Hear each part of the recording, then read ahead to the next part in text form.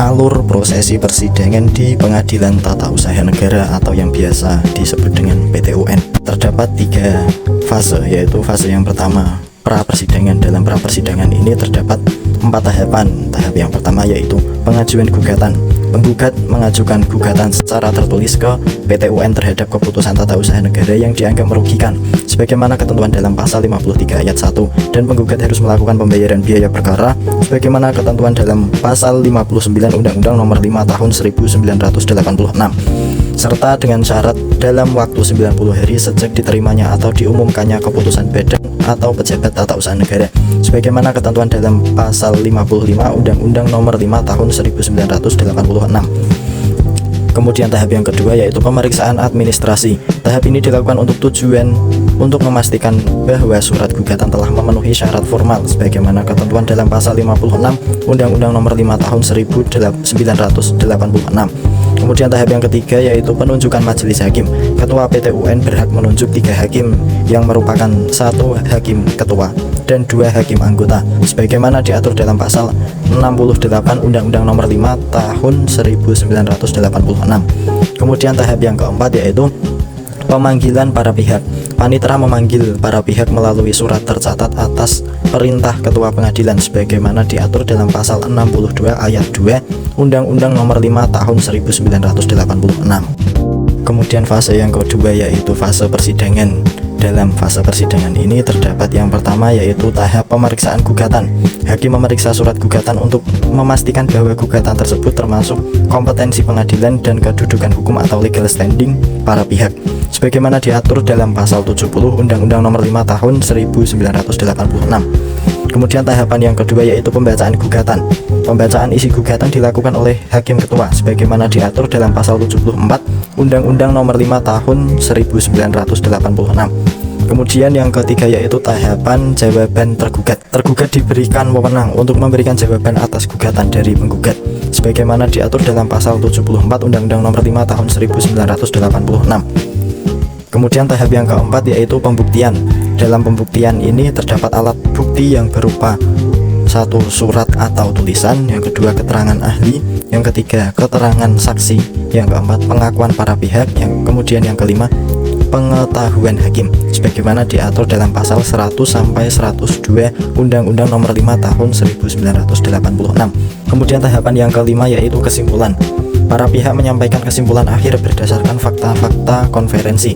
Hal ini tidak diatur secara eksplisit, tetapi hal ini merupakan praktik umum dalam proses persidangan peradilan.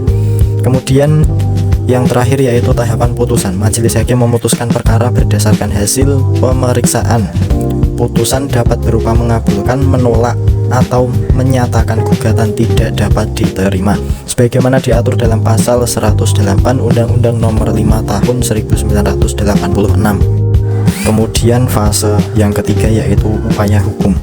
Upaya hukum ini hanya dilakukan ketika para pihak, salah satunya merasa tidak puas dengan keputusan hakim di pengadilan tingkat pertama, maka pihak yang tidak puas dapat mengajukan upaya hukum yang berupa 1.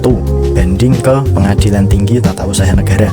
Upaya hukum ini sebagaimana disebutkan dalam pasal 122 Undang-Undang Nomor 5 Tahun 1986. Kemudian upaya hukum yang kedua yaitu kasasi ke Mahkamah Agung. Upaya hukum ini sebagaimana disebutkan dalam pasal 131 Undang-Undang Nomor 5 Tahun 1986. Kemudian upaya hukum yang ketiga yaitu peninjauan kembali. Upaya hukum ini sebagaimana disebutkan dalam pasal 132 Undang-Undang Nomor 5 Tahun 1986.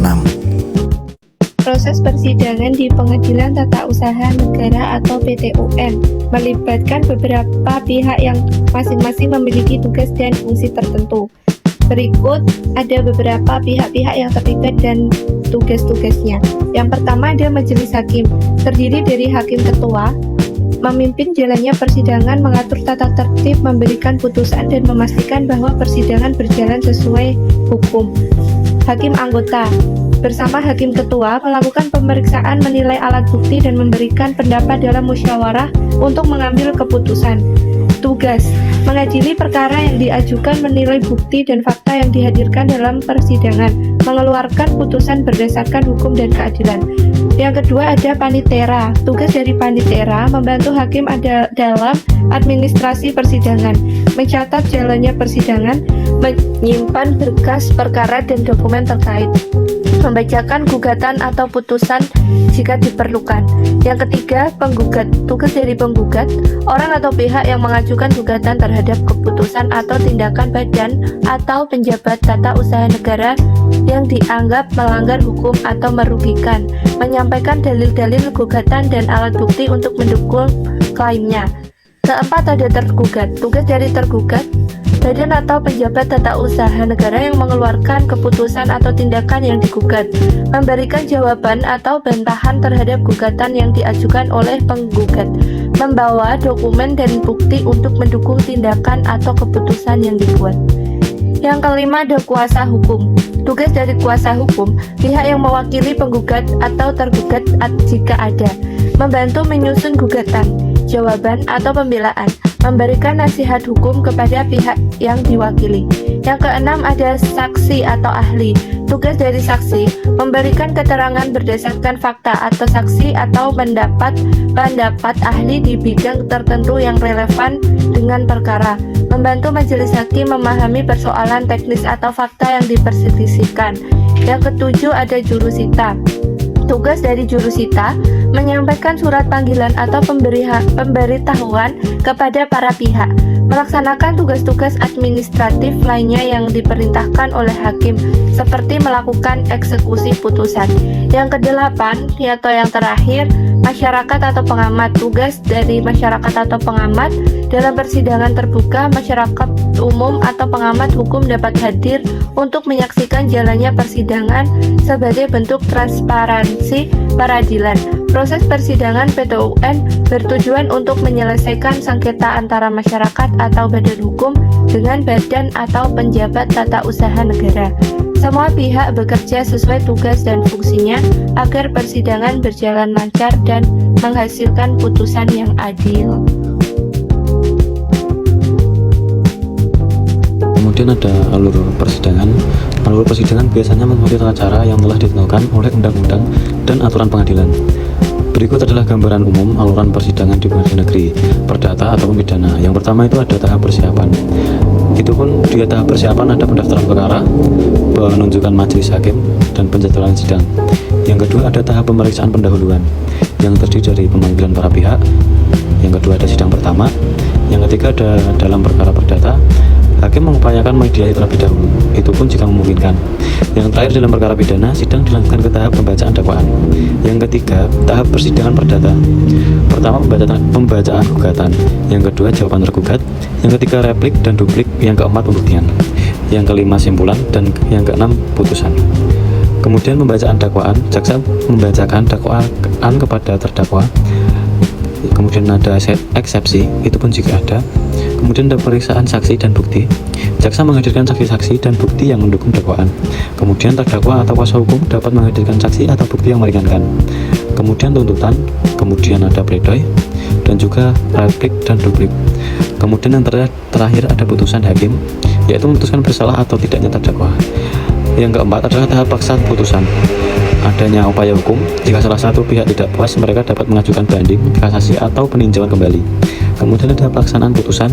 Setelah putusan berkekuatan hukum tetap atau ingkrah, proses eksekusi dilakukan. Setiap jenis perkara mungkin memiliki variasi alur sesuai dengan sifat kasusnya, tetapi garis besar ini mencakup tahap utama dalam proses persidangan di Indonesia. Perbedaan antara persidangan di pengadilan tata usaha negara dan persidangan yang lainnya terletak pada jenis perkara dan prosedur. Yang pertama, yaitu terkait jenis perkara. Pengadilan tata usaha negara menangani sengketa administratif terkait keputusan pemerintah, sedangkan persidangan yang lain mengadili perkara pidana dan perdata. Yang kedua, terkait prosedurnya, pengadilan tata usaha negara mengikuti tahapan pemeriksaan seperti pembacaan gugatan, jawaban, dan pembuktian yang diatur dalam Undang-Undang Nomor 5 Tahun 1986. Persidangan umum lebih fleksibel dalam prosedur dan dapat melibatkan saksi serta bukti yang lebih kompleks. Bentuk-bentuk putusan di peradilan tata usaha negara. Yang pertama, putusan pokok. Putusan pokok menyatakan batal atau tidak sahnya keputusan administrasi negara. Yang kedua, putusan tambahan. Putusan tambahan mengandung kewajiban bagi pejabat untuk mencabut atau menerbitkan keputusan baru. Yang ketiga, putusan sela. Putusan sela dikeluarkan sebelum putusan akhir untuk mempermudah pemeriksaan. Kemudian yang terakhir, putusan akhir. Putusan akhir menyelesaikan sengketa yang bisa berupa gugatan ditolak, tidak diterima, atau dikabulkan. Setiap putusan harus memenuhi ketentuan tertentu yang diatur dalam Undang-Undang Nomor 5 Tahun 1986 dan Undang-Undang Nomor 9 Tahun 2004.